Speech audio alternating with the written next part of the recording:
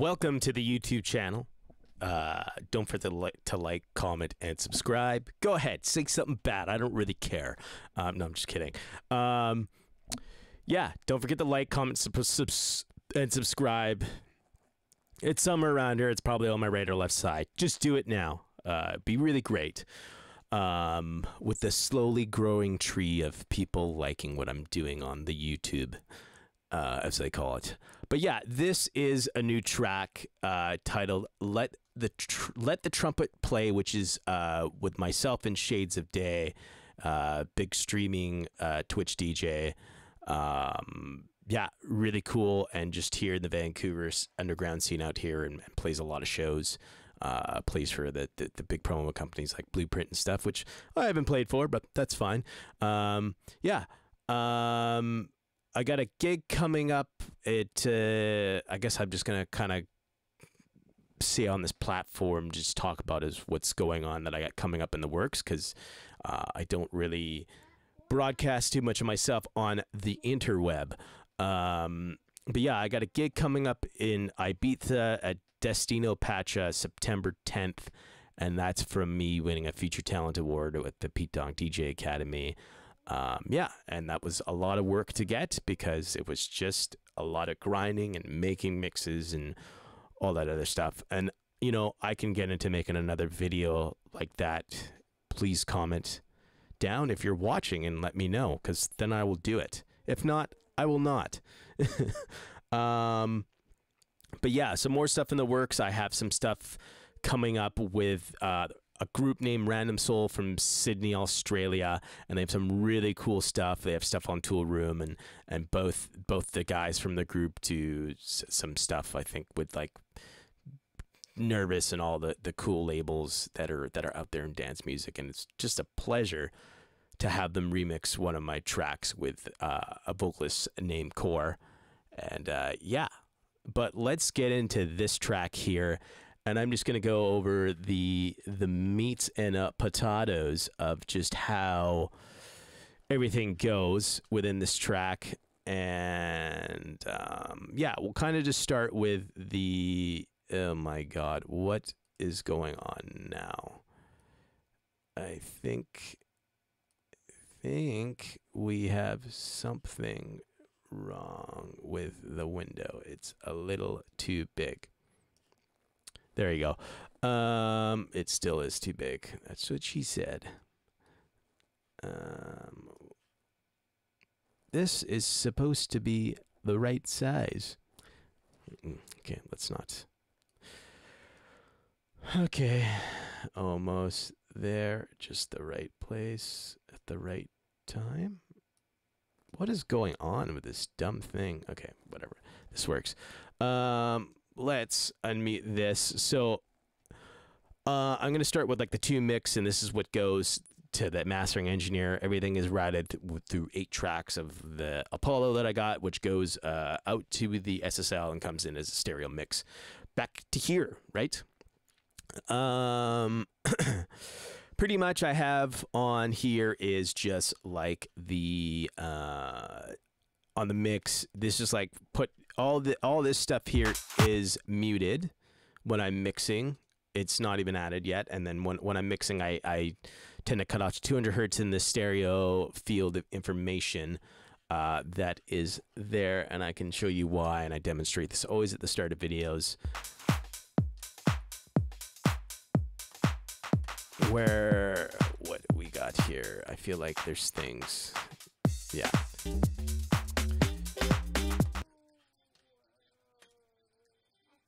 You can kind of hear the kicks are a little more prominent without it. Like versus without it. It with and without. Just kind of controls like the low end within it to kind of like slam the mix a little better, I find.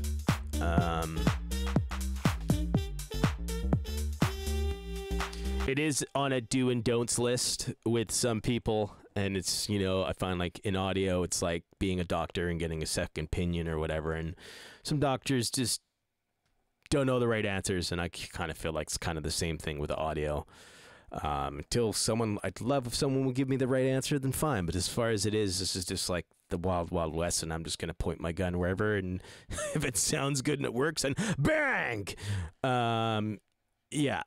And then we have Safara, which is just giving it more of a 3D thing, like here if you listen.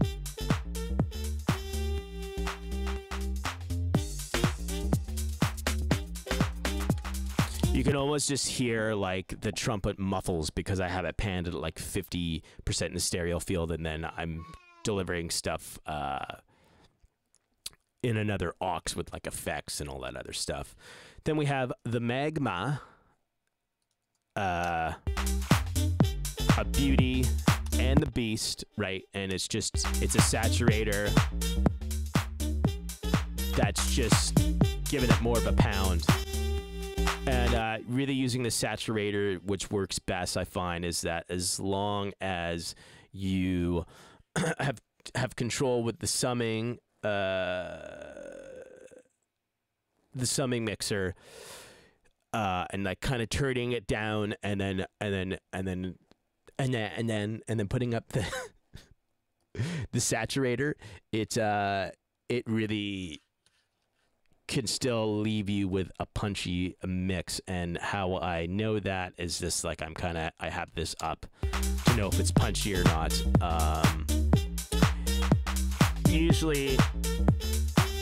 Usually I just have this in the punchy, mixing in the punchy mode, because like dynamic and balance don't really change too much, like within this reading as red. You can even see it's still not red. Versus like the punchy will change color once. It's gonna do it soon enough. Yeah. So I mean, fuck Christ. I don't know what the setting was. So I think it was like 2, and I don't remember.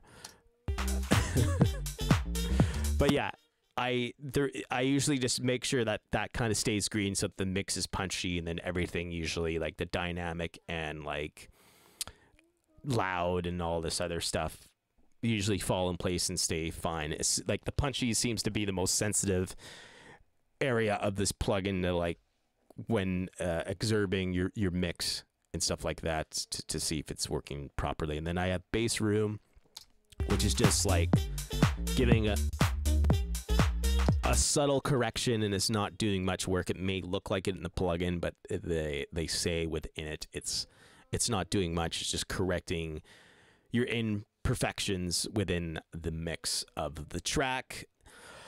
So yeah, it's just really, I have it like on a thing called Dance Pop Guru, because I just love the sound of pop records, just like any dance commercial record. But I like making underground sounding records per se. I like to make something that sounds underground but has like this very clean, polished, balanced sound in it per se. Yeah, and it's basically, it'll just pan to how things work in that sense. Yeah. And then this is just going on like the mix room area. Sorry, mix room is just kind of like doing more of like from 320 to 15K, and it's like correcting stuff, and yeah, it just helps the mix that much more to sound better.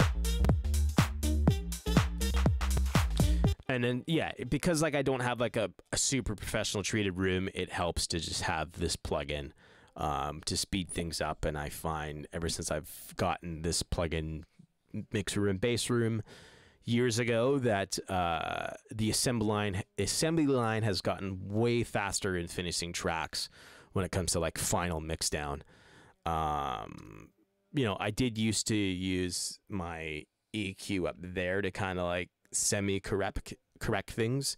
It's a thing that's usually done when you've like mixed down a track, because like when you're in your car, it's like you can hear like just certain low end things, and you got to correct it, right? And it's just like not easy to do. And I'm sure most of you folks who mix records really know that pain. Yeah, and then let's move on to like the kick drum and all that other cool stuff. And what we have here, let's see, we got the analog settings, and basically here of just like mono, like everything's panned into channel 1 and 2 of the summing mixer, and here we're just kind of putting up things 2 dB and playing with the low mids at like 800 kilohertz or hertz or whatever, and panning it, kind of teeter-totting it down. And then we're putting things up at 2 decibels at 3K and kind of balancing it out at 1, and we're taking things down at, I think, 20 K, which is probably not really some information that you can't hear, and that's really just kind of cleaning junk up around there, because like no one's really hearing at 20K. What are we hearing at, like, I don't know, 7, who knows? Kids hear the best, and dogs can probably hear that stuff. But yeah, here with the kick drum, we're just doing some subtractive mixing, not very much. And then I probably printed this out with the SSL, just because to give it more processing power with the computer, and then just saturating it with a plugin called Parallel Aggression. Then we got the clap here, which is the subtractive, and at the same time bumping it up in the low mid to give it like that nice smack. Well, yeah, I pan out the garbage because there's also a little low in garbage, but that is helping giving the smack. Okay, that's whatever. That's not good. This is more the demonstration. This helps give the smack too. Yeah, you can just hear a lot more of the smack. And then this this is like from the Harrison console, which was used on the Thriller Michael Jackson record, if I can recalling right. And we just have things going up 4 dB and the low mids, you know, just I don't know what this would be, maybe 4, 5, 6, I don't know. And then and I was using my ears, obviously, because I can't really tell you the exact number, but it's really your ears that you got to be using. They were raising at 4 dB at like maybe, I don't know, 2.9 K, and then just really just giving this a little tickle in the 6K region. And we're just doing LA 2A compressors, really simple, and shaving some peak reduction. And it just gives it more movement, and a lot of this, it's like almost a lot of the stuff here is almost replicated, maybe slightly different. Yeah, it's replicated but slightly different, just to kind of give it more shape within the mix and different frequencies. Like, it is pretty much the same, but yeah, even these 3 are claps, and those 2 of those are off time claps, and yeah, and the compression is hitting a little more on some and some on not. And then we just have, say, doing some subtractive mixing on the hi-hat, just a 30% stereo image with the isotope stereo with plugin that's just giving it a little more flavor within that end. And then percussion, which is kind of sounds like a shaker, but it's like supposedly, I guess, like a closed hat. Sounds like a shaker to me. Yeah, subtractive mixing and using ozone to kind of just give it more width. And then we have here the ride.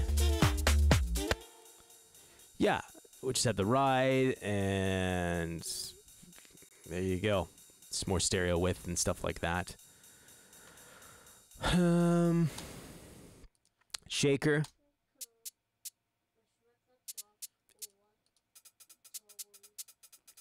They're 2 different sounds, but to me, they both sound like two different shakers. Yeah, I don't know. It's just the choice I made. I think I make funny choices when producing sometimes. Yeah.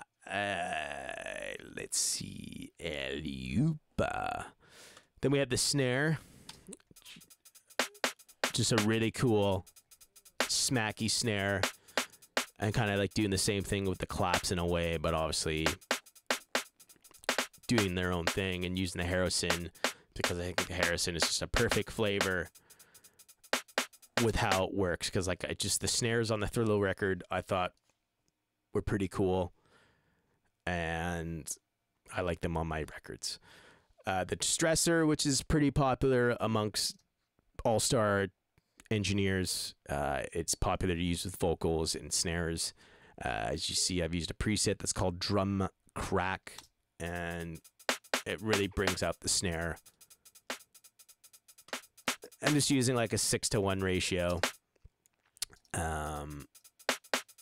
Yeah, and input of the compression a lot, 7 attack, and you know, I really don't know how much this compressor, like, I probably did not play with the setting. It's just like this setting just sounds great, and I just mix it in, and it just seems to just hack things quite well.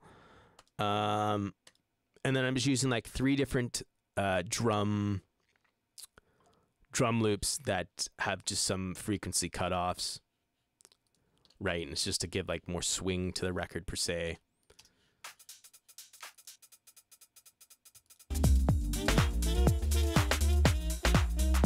You know, that's without it. And with, I think it's a bit overkill, but you know, it does what it does. And then just a nice simple cymbal, crash cymbal. And I think I did some stuff somewhere else, and there's a print of it. I don't want to dig in because I don't want to make this video too long. Then we have an aux of a compression, like New York compression per se. That is in there. It just has all the drums. And I'm just taking out some garbage and adding in the API compressor, and it just gives the drums more movement with the compression in it, and it's just a stereo pan, so it's giving like a full image within the song. That's their stereo image, but along with the pans that I've done, but it's in a stereo image that's routed back. Right, and that's going through the input, the line 3, and then we have like the instrument comp, which is just basically all the bass conglomerate together with the trumpet and all that other stuff. And yeah, we can move on to like the bass, and the bass is just, you know, LFO. Everything's got LFO on it. And it's just a side chain to give the kick drum more breathing room, and it's not like a ton.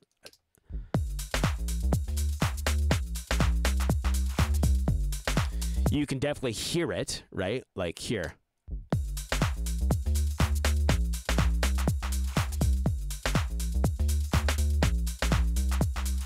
And it's like the volume's a very big discrepancy of just how it is. But this LFO really helps just the kick to breathe, and every time the kick hits, it's doing that. It's not sidechain to the kick, but it is sidechain in a 4/4.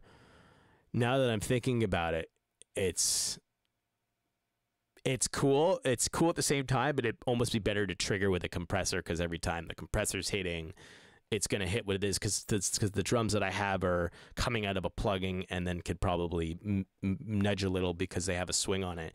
This is just like set as every time on a 4/4, it's just like going 1, 2, every time the kick's hitting, it's doing that. So, you know, it could take away from how things are hitting, but you know, it works. But now that I think about it, how I'm using, it's like, I don't know if I should be using it now. I should probably be using a compressor to trigger it now. Excuse me. And then we have the keyboard, LFO obviously, and then we have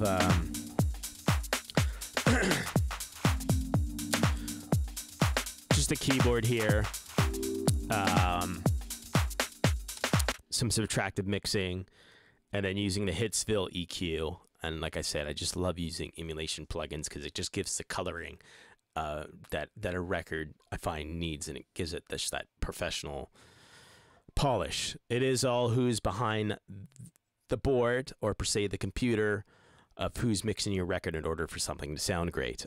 But I do find this is definitely a type of flavor that helps with the Hitsville, this is like used on a lot of Motown records. And yeah, it's just, especially when I'm doing, it's kind of like this jazzy, or sorry, that Shades of Day and myself are doing. It's just a very jazzy style track that's just got like a deep house hybrid thing going on with it. Really, I'm just boosting the keyboard up at the low mids at 320, and then the mids at 8, 2K at 1 dB at 2K, and pulling down the treble at 1 decibel at 5K. I guess I just kind of feel it was just a little rough there in that frequency, but whatever.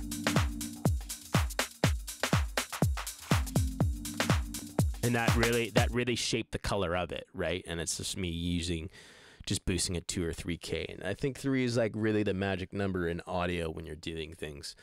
And then we're just kind of just giving it an image, and then the fusser, which is like sidechain to the bass, because this keyboard kind of has like this, almost the same frequencies that are sitting within the bass. You can even just like,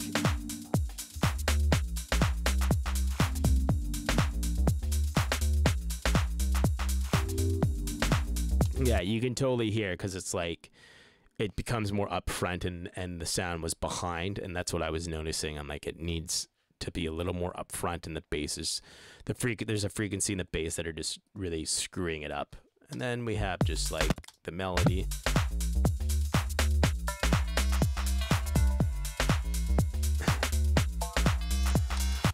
Just subtractive mixing, and then I'm using a Helios. What am I doing here? Putting the mids up at 4 to 5, and I would say that this is the boost for it or something like that. I'm a little unsure. Pretty sure, yeah. I don't know where the boost is on it. I would say this is it. Let's see. Yeah.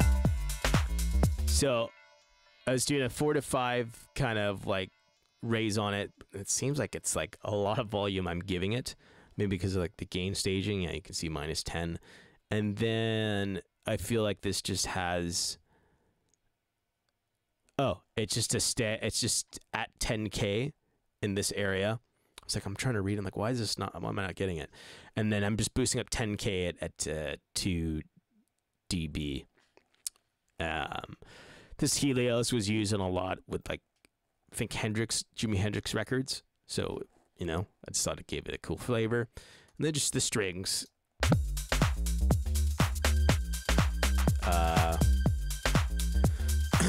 Really, I just started subtractive and then just boosting it in like close to 2K region. It works great. And then all the cool trumpet parts that Shades of Day did. And when we recorded this, I'd showed Shades of Day a mix, and we put it like this vinyl thing on it. And I think it was mainly because, if I remember, she was just saying like her trumpet was old and she didn't like the tonality of the trumpet or something like that. Because I remember she was like playing certain notes, and she was saying, and she couldn't play the notes because like the trumpet was old or something like that. I don't know. But I remember her saying like, we need to put some type of effect on it that's going to like mend in with it and make it a little lo-fi. And I feel like it was a mixed note that I definitely would have not done.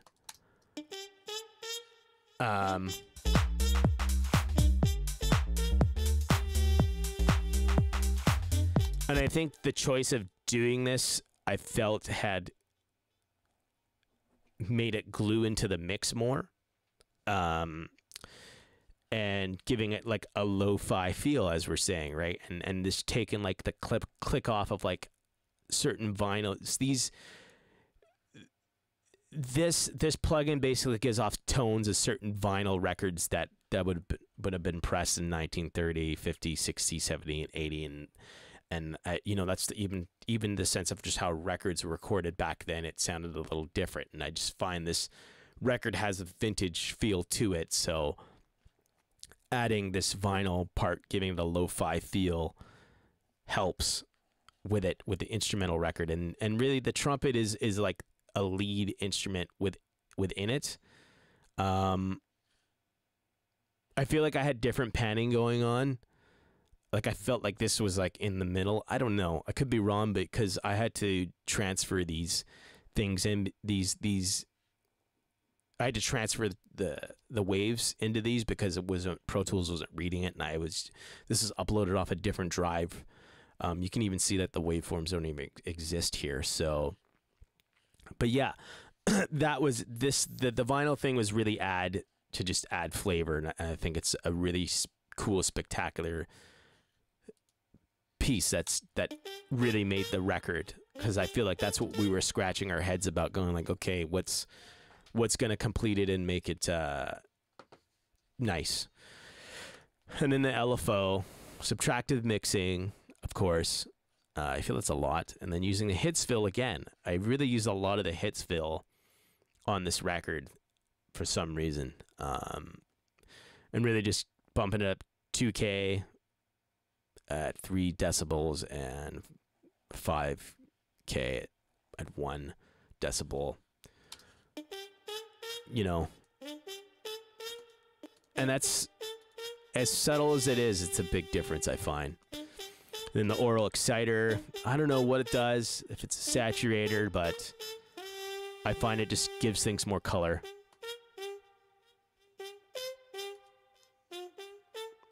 It's like there's this big veil of a dark blanket that lives on it, and then once the oral exciter's added, it's like it's taken away and just gives a nice color. And then I'm using another vintage compressor that's, you know, doing quite a bit, it looks like. The trim, which is just automating stuff, and I think I'm de-essing stuff with this plugin. And that's it. I'm just using the de-esser in this plugin because I like the de-esser, and it's like there's 2 de-essers being used. Yeah.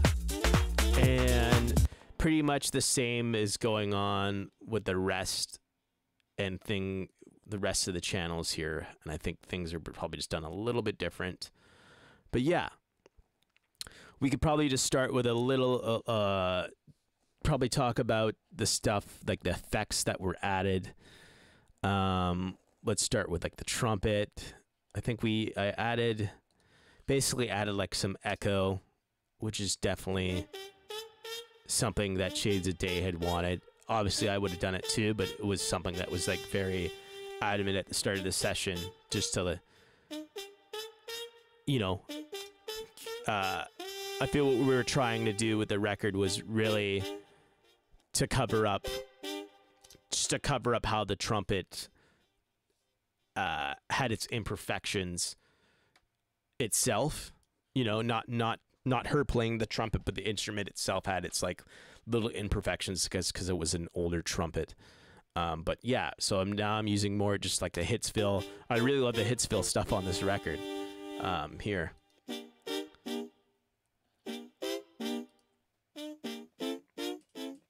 Right, and this just opens the shit up a lot, right? It's a big help having that. And then just taking out certain frequencies that don't need to be there, and side chaining every time the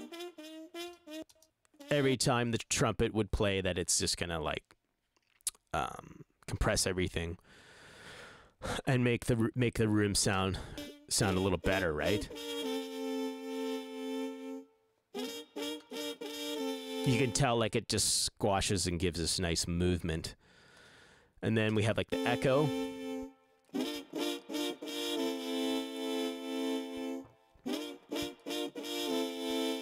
It's kind of like subtly there.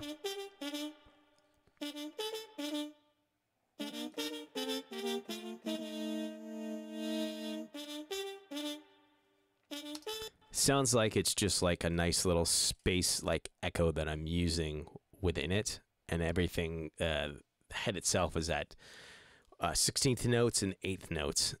I'm not really hearing the 8th notes that much. Maybe it's probably going on like one side and the other side. I don't know, but yeah. And then we're using like a delay.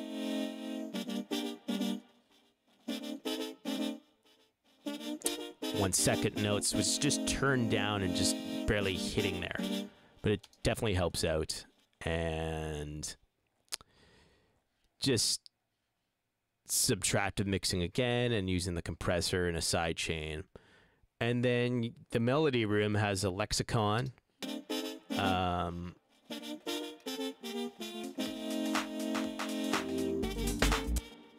So you can even hear here.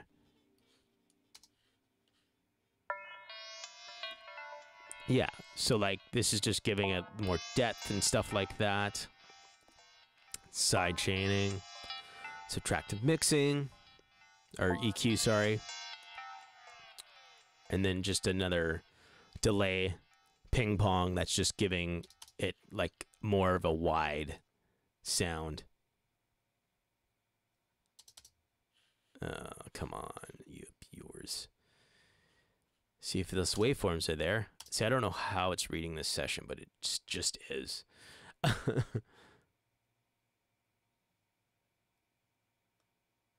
don't hear anything now. There we go. Yeah, so it's really...